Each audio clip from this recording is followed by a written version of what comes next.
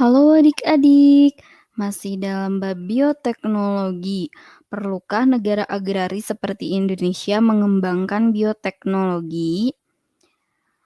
Langsung saja yuk kita jawab. Pertumbuhan penduduk yang tidak terkontrol dapat menyebabkan masalah penyediaan pangan dan gizi masyarakat.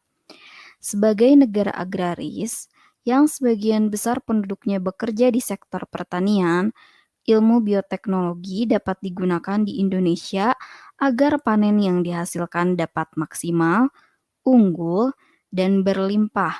Karena dengan memanfaatkan ilmu bioteknologi, masalah-masalah seperti hama, waktu panen yang lama, kualitas panen yang buruk, dan varian yang sedikit dapat teratasi, sehingga ketahanan pangan Indonesia menjadi kuat.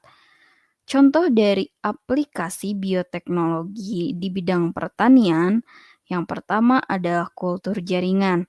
Kultur jaringan merupakan teknik untuk mengisolasi bagian tanaman seperti daun, batang, serta akar yang ditumbuhkan pada media buatan yang memiliki banyak nutrisi. Nantinya, tanaman akan memperbanyak dirinya sendiri.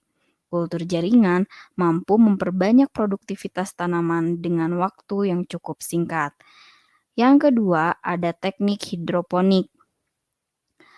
Teknik ini menggunakan media tanam tanpa tanah seperti sekam, arang, ataupun pasir. Kunci utama dalam melakukan teknik hidroponik adalah pemberian nutrisi serta zat hara yang dibutuhkan tanaman lewat pupuk organik dan dialirkan lewat air. Kemudian yang ketiga ada aeroponik. Aeroponik hanya membutuhkan air dan udara bagi tanaman untuk tumbuh dan berkembang.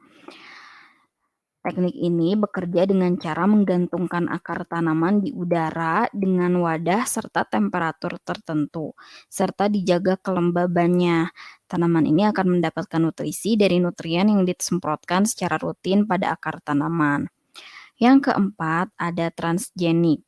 Teknik ini menggunakan rekayasa genetika dalam perkembangannya.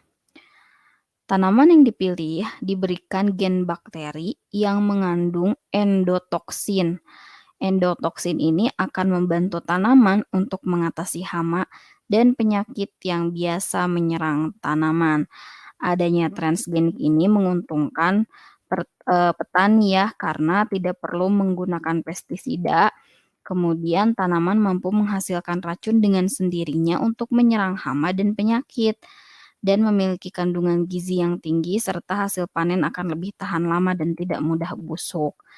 Yang kelima, ada pupuk hayati.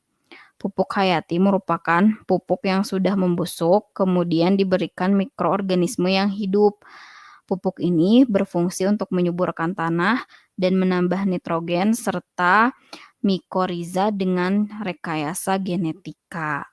Kesimpulannya, perlukah negara agraris seperti Indonesia mengembangkan bioteknologi? Jawabannya adalah perlu, karena ilmu bioteknologi dapat mengatasi masalah-masalah dalam pertanian seperti hama, waktu panen yang lama, kualitas panen yang buruk, dan variasi yang sedikit, sehingga ketahanan pangan Indonesia menjadi lebih kuat di tengah kebutuhan pangan yang semakin meningkat disebabkan oleh semakin bertambahnya jumlah penduduk Indonesia. Sekian, terima kasih.